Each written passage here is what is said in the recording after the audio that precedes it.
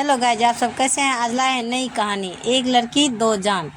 सरिता और सुरेश दोनों एक ही गांव के रहने वाले थे, लेकिन दोनों का घर गांव के दो कोने पर था। सरिता का घर गांव के उत्तर और सुरेश का घर गांव के दक्षिण और फिर भी दोनों में गहरा लगाव था। दोस्ती की शुरुआत हुई गांव के प्राथमिक विद्यालय से, जहां की दोनों पढ़ाई करने जाते थे। दोनों एक ही वर्ग में पढ़ते थे और जब शिक्षक पढ़ा रहे होते थे तब दोनों वर्ग में पढ़ाई करने के बदले गोटियां खेला करते थे। टिफिन के वक्त भी साथ ही खेलते और बैठकर बात किया करते थे। ऐसा लगता था मानो दोनों सगे भाई बहन हो। यहाँ तक कि छुट्टी के बाद भी दोनों साथ ही आधी रास्ता तक आते, फिर अपने अपने घर के लिए चले जाते।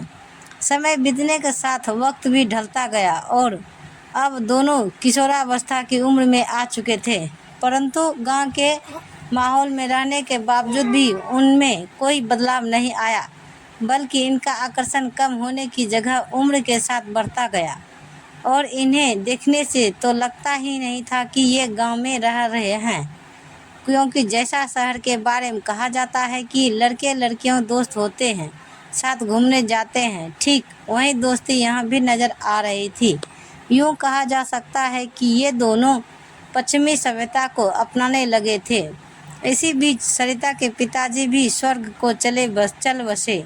माँ ने बहुत मुश्किल से घर संभाला, क्योंकि सरिता के चाचा जी लोग तो थे लेकिन बस कहने के लिए, क्योंकि वे लोग इनकी मदद करने की जगह धन हड़पना चाहते थे। लड़की होने के कारण सरिता को भी बहुत कुछ सुनने मिलता था तथा सरिता की माँ के लिए सबसे बड़ी मुश्किल थी तो सरिता की शादी। लेकिन सरिता ने इस समस्या को ध्यान में न रखते हुए सुरेश के साथ आकर्षण को प्यार में बदल डाली और एक दिन सुरेश को प्रपोज भी कर दी। सुरेश ने स्वीकार कर लिया। उसके बाद ये दोनों तो खुश रहने लगे, परंतु यह खबर जब गांव के लोगों तक पहुंची तो सब सरिता की मां को ताना मारने लगे।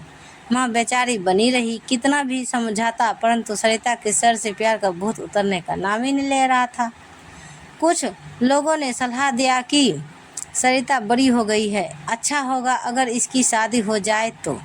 ये सलाह सरिता की मां को भी अच्छी लगी, क्योंकि उन्हें लगा कि शायद शादी के बाद इस प्यार के चक्कर से छुटकारा मिल जाए। लेकिन शायद ईश्वर को कुछ और मंजूर था। जैसे ही घर में शादी की बात शुरू हुई तो सरिता का कहना था कि मैं सुरेश से ही शादी करूंगी, नहीं तो मर जाऊंगी। मामला गंभीर था, इसलिए गांव में पंचायत करानी पड़ी। पंचों ने मिलकर उन दोनों को समझाया कि एक ही गांव में शादी नहीं हो सकती। इस फैसला के बाद उन दोनों के मिलने पर भी रोक लग गई। बहुत प्रयास के बाद दोनों की शादी तय हो गई और भी बस 10-10 दिन के अंतराल में। सुरेश के शादी के ठीक 10 दिन बाद सरिता की भी शादी होनी थी। यहाँ तक तो सब ठीक सामान्य था, लेकिन अचानक गांव में खबर आ गई कि सुरेश अपनी शादी से ठीक पहले वाले दिन आत्महत्या कर लिया है और सुसाइड नोट में उसने आत्महत्या का वजह सरिता को बताया था।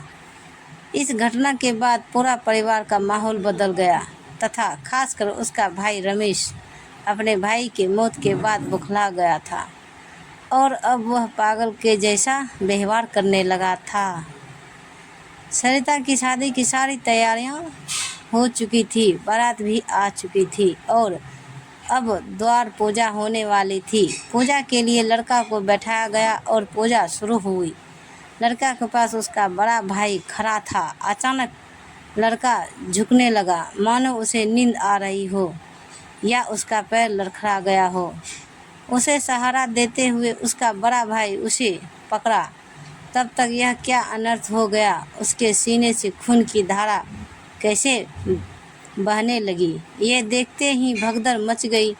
सब लोग भागने लगे। तब पता चला कि सुरेश के भाई रमेश ने सरिता से अपने भाई का बदला लेने के लिए उसके होने वाले पति को ही मार डाला और गोली चलाने के बाद वह खुद भी फरार हो गया। इस तरह उस एक लड़की के चक्कर में 2 लोगों की जान चली गई और इस घटना के बाद अब तो उस गांव में कोई शादी का नाम भी नहीं ले रहा है। ले रहा था। ऐसा लग रहा था कि उस गांव में शादी थम सी गई है। तो ये आपको कहानी कैसा लगा गाइज, कमेंट में बताएं। तो बाय बाय गाइज, मिलते हैं अगले नए वीडियो के साथ।